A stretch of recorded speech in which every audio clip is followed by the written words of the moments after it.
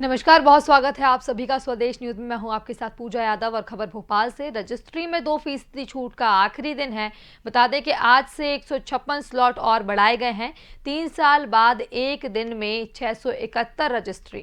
दिसंबर में अब तक हुई सबसे ज्यादा आय, 70 करोड़ पर आंकड़ा पहुंचा है। भोपाल से खबर है कि रजिस्ट्री में 2% छूट का आखिरी दिन, आज से 156 स्लॉट और बढ़ाए गए। 3 साल बाद एक दिन में 671 रजिस्ट्री हुई। दिसंबर में अब तक सबसे ज्यादा आय, 70 करोड़ पर आंकड़ा पहुंचा है।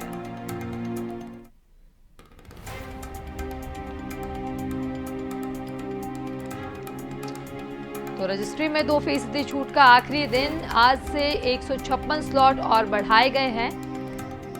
3 साल बाद एक दिन में 671 रजिस्ट्री हुई है।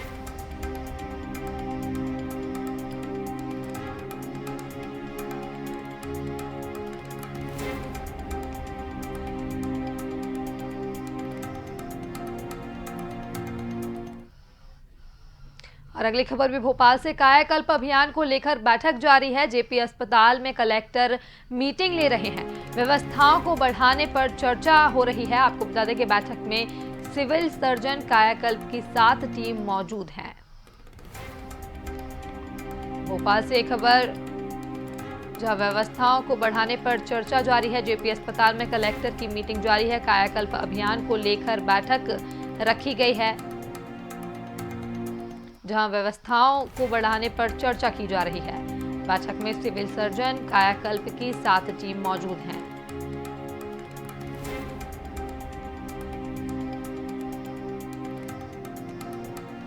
खबर बता रहे भोपाल से, जहां कायाकल्प अभियान को लेकर बैठक जारी है। जेपी अस्पताल में कलेक्टर मीटिंग ले रहे हैं।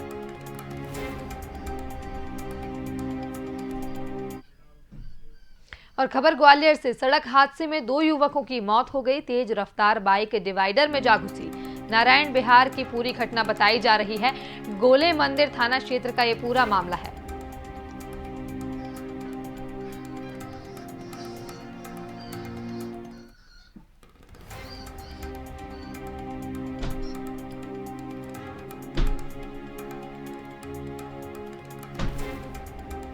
और ग्वालियर संवाददाता शिवम आर्य हमारे साथ फोन लाइन पर बने हुए हैं। शिवम, बाइक आपस में टकराई और जिसके बाद 2 लोगों की मौत हुई है, पूरा मामला जानना चाहेंगे आपसे। जी बिल्कुल जी, घटना देर रात की घटना है। 11 साढ़े 11 बजे जो 2 युवक एक पार्टी बनाकर घर लौट रहे थे। बिरला नगर पुल के पास से जब ये लौटे हैं तो वहां से एक डिवाइडर से तेज रफ्तार गाड़ी आई।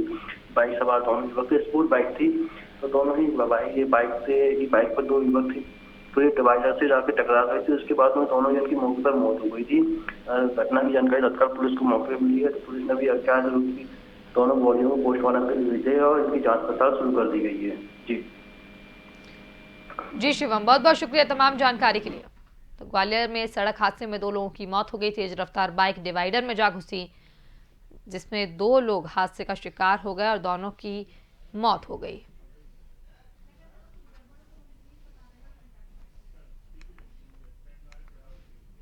और सांसद ज्योतिरादित्य सिंधिया ने मुख्यमंत्री शिवराज सिंह चौहान को पत्र लिखा है। उन्होंने कहा कि सोन चिरैया अभ्यारण्य के कारण ग्वालियर के पश्चिम क्षेत्र में विकास रुका है। अब अभ्यारण्य क्षेत्र में 111.73 वर्ग मीटर क्षेत्र पृथक किए जाने संबंधी अधिसूचना जारी हो चुकी है। इसलिए भविष्य में ग्वालियर के विकास की संभावनाएं पश्चिम क्षेत्र यानी तिघरा क्षेत्र में की जा सकती है। ये जमीन विकास के लिए दी जाए। उन्होंने नवीन औद्योगिक क्षेत्रों का विकास साडा क्षेत्र में किया जा सकता है।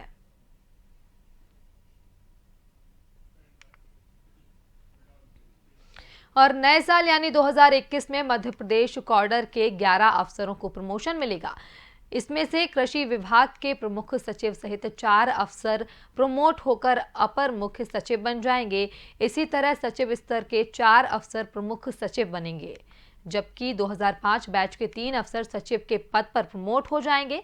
सामान्य प्रशासन विभाग ने इन अफसरों को प्रमोशन देने की तैयारियों को अंतिम रूप देना शुरू कर दिया है। 2-3 दिन में इसके आदेश जारी हो जाएंगे।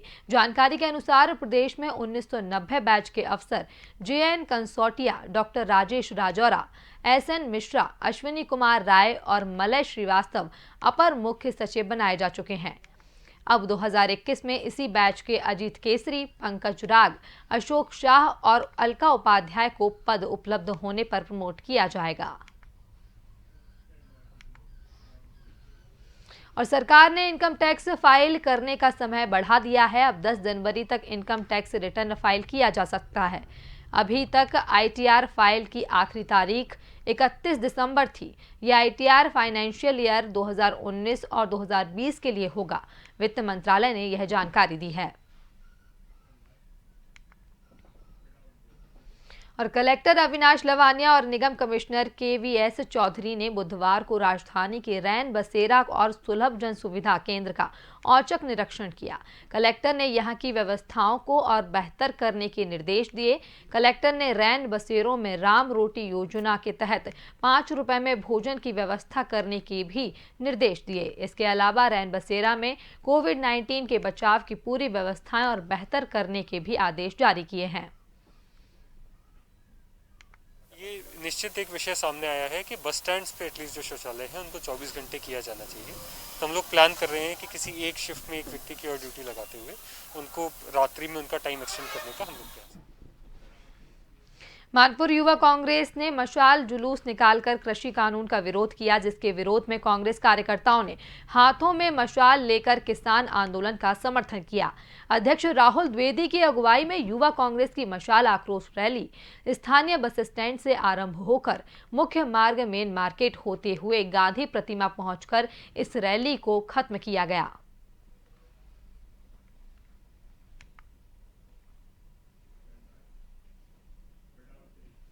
राजधानी में यूथ कांग्रेस ने कृषि कानून को लेकर मशाल जलाकर केंद्र सरकार के खिलाफ विरोध प्रदर्शन किया।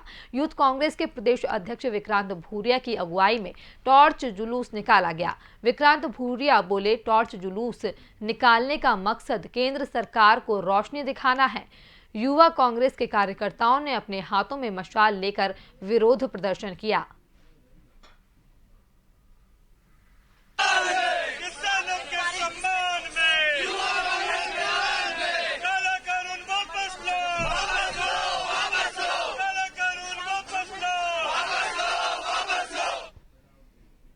तेईस नवंबर के बाद पॉजिटिव आए कोरोना मरीजों में करीब 500 मरीजों के दोबारा सैंपल ब्रिटेन में मिले कोरोना के नए स्ट्रेन की जांच के लिए दिल्ली और पुणे की लैब में भेजे जाएंगे। इसके लिए रैंडम सैंपल लिए जाएंगे। सैंपल भेजने की ये कार्रवाई केंद्रीय स्वास्थ्य मंत्रालय की नई गाइडलाइन आधार पर की जाएगी। केंद्रीय स्वास्थ्य मंत्रालय ने ब्रिटेन में मिले कोरोना के नए स्ट्रेन के मरीज देश में मिलने के बाद नई गाइडलाइन जारी की है। इस गाइडलाइन में 5% पॉजिटिव मरीजों के रैंडम सैंपल की जांच कराने के निर्देश सभी प्रदेशों को दिए गए हैं। 23 नवंबर के बाद शहर में 9,977 कोरोना मरीज मिले हैं। इनमें से 5% यानी 499 मरीजों के सैंपल जांच के लिए भेजे जाएंगे। निवाड़ी जिले में वाणिज्य कर विभाग द्वारा पंचायत वेंडर के माध्यम से की जाने वाली मटेरियल खरीद सामग्री के नाम पर टैक्स चोरी के मामले में दूसरी बार कार्रवाई की गई, जिसमें 1,56 लाख रुपए का पंचायत मटेरियल खरीदा गया। लगभग 26 लाख रुपए पेनाल्टी जमा न करने पर ग्राम बाघाट में भाजपा नेता की सपना ट्रेडर्स पर छापामार कार्रवाई की गई।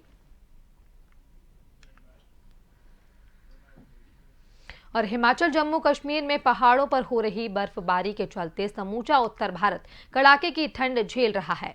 इसका असर मध्य प्रदेश में भी दिखने लगा है। जम्मू कश्मीर से आ रही बर्फीली हवाओं से प्रदेश में ठिठुरन बढ़ गई है। प्रदेश के 16 शहरों में बुधवार को शीतलहर के साथ कोल्ड डे रहा। भोपाल में सीजन का सबसे ठंडा दिन रिकॉर्ड किया गया। तापमान 18 डिग्री तक लुढ़क गया। ये सामान्य से 7 डिग्री कम है। पिछले 24 घंटे में मौसम जो प्रदेश का शुष्क था और अगर हम भोपाल राजधानी की बात करें तो यहाँ का न्यूनतम तापमान 9.9 जो कि सामान्य से 1 डिग्री कम था। अधिकतम तापमान 18 डिग्री गया जो कि सामान्य से 60 डिग्री कम था, और वो शीतल दिन था भोपाल में। इसके पहले 2014 में दिसंबर में 15.5 मैक्सिमम गया था जो कि सामान्य से 10 डिग्री कम था। आज दतिया में 2.8 गया हुआ है तापमान सबसे कम प्रदेश में। और अभी भी जो ग्वालियर चंबल संभाग का जो क्षेत्र है वहाँ शीतल दिन, शीतलहर यानी का प्रभाव है अभी भी। और तापमान लगभग प्रदेश में अगर मैदानी क्षेत्रों में खासकर बुंदेलखंड है, ग्वालियर चंबल है, इनको छोड़ दें तो सामान्य के आसपास है, लेकिन दिन का तापमान जरूर 20 या 22 डिग्री के आसपास प्रदेश के हैं। मोक्षदायिनी शिप्रा नदी में खान नदी का गंदा पानी मिलना जारी है। 14 दिसंबर को सोमवती अमावस्या पर श्रद्धालुओं को गंदे पानी में ही स्नान करना पड़ा था। अब 14 जनवरी को मकर संक्रांति पर पर्व स्नान है। अगर यही स्थिति रही तो संक्रांति के पर्व स्नान पर भी श्रद्धालुओं को शुद्ध पानी नहीं मिल पाएगा। मालूम हो कि इंदौर शहर का सीवरेज खान नदी के रूप में उज्जैन आकर पवित्र शिप्रा नदी में मिलता है। इससे शिप्रा का शुद्ध जल भी दूषित हो जाता है। श्रद्धालुओं को पर्व स्नान पर इस दूषित जल में न करना पड़े, इसके लिए 4 साल पहले शासन ने 95 करोड़ रुपए खर्च कर योजना तैयार की थी। इसके तहत खान नदी को डायवर्ट करने के लिए त्रिवेणी से पहले राघोपिपलिया गांव से कलियादेह पैलेस तक भूमिगत पाइपलाइन बिछवाई थी। 2020 की विदाई और नई खुशियों के साथ 2021 के स्वागत के लिए जिले के पिकनिक स्पॉट तैयार हैं। मड़ई पचमढ़ी के अलावा तवा रिजॉर्ट, तिलक सिंदूर मंदिर, होशंगाबाद का हिंगलाज मंदिर, पहाड़ियां दोस्तों और परिवार के साथ पिकनिक मनाने के लिए अच्छे विकल्प हैं। नए साल में लोग तवा बांध देखेंगे और तवा रिजॉर्ट से क्रूज, जलपरी, स्पीड बोट से तवा जलाशय में सैर करेंगे। रेस्क्यू टावर से क्रूज और बोट की निगरानी होगी। तवा के क्रूज में 45 मिनट की सैर 130 रुपए की होगी। सोशल डिस्टेंसिंग के कारण 70 की बजाय 30 यात्री रहेंगे। भोपाल में अतिक्रमण के खिलाफ नगर निगम और भोपाल पुलिस ने मिलकर लगातार कार्रवाई कर रही है। निजामुद्दीन कॉलोनी में मछली की दुकान लगाने वाले नगर निगम कर्मचारी को फोन पर जान से मारने की धमकी दी, जिसके बाद नगर निगम के कर्मचारी ने मामले की शिकायत डीआईजी से की है।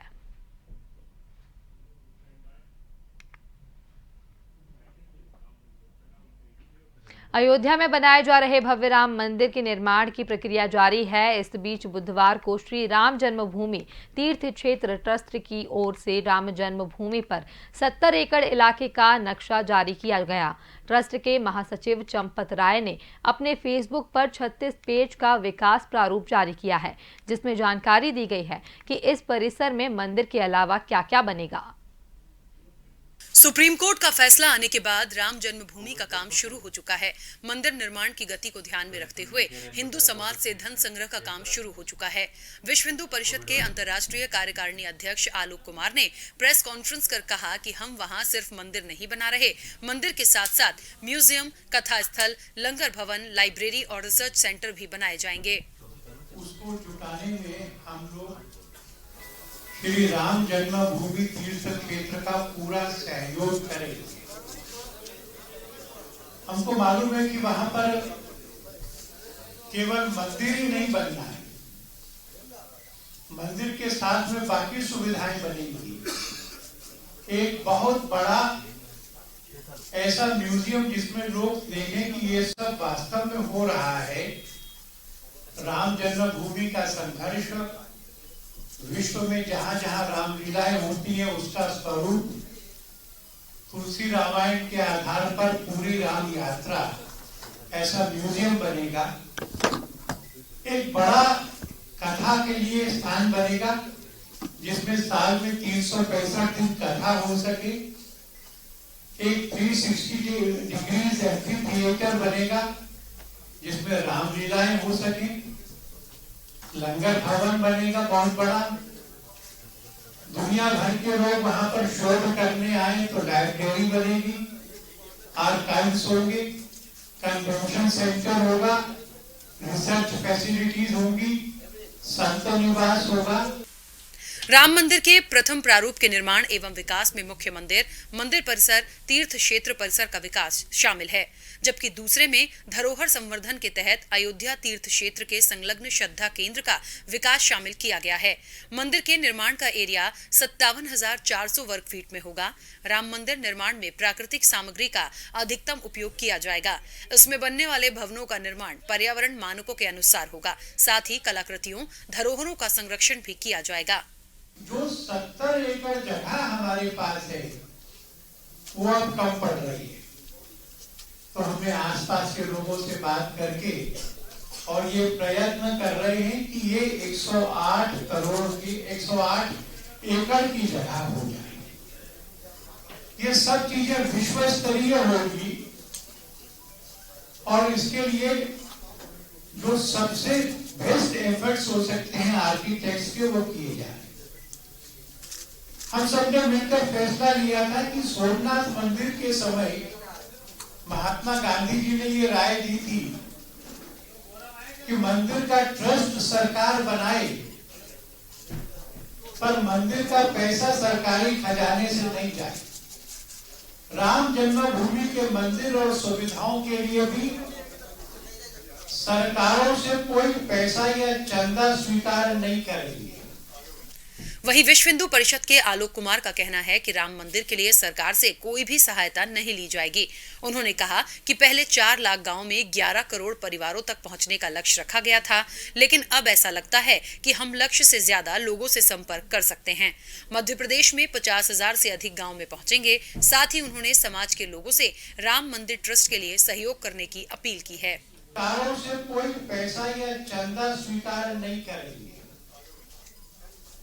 और इसलिए हमने फैसला किया है, जब पहले बैठे थे तो 4 लाख गांवों में जाएंगे, इसके निधि समर्पण इकट्ठा करने के लिए ये सोचा था। पूरे देश में बातचीत करने के बाद में, सब प्रांतों और जिलों की बैठक के बाद में, अब मैं आपको ये कह सकता हूं कि भारत के 6 लाख में से 5.25 लाख गांवों में निधि समर्पण का ये काम होगा। मैं आपको ये भी कह सकता हूं कि हमने 11 करोड़ परिवारों में जाने का सोचा था, पर हमारा अंदाजा रिवाइज हुआ है, हम 13 करोड़ परिवारों से धन इकट्ठा करेंगे और एक परिवार में 5 सदस्यों के औसत से ये जो राम मंदिर बनेगा, इसमें भारत की 65 करोड़ जनता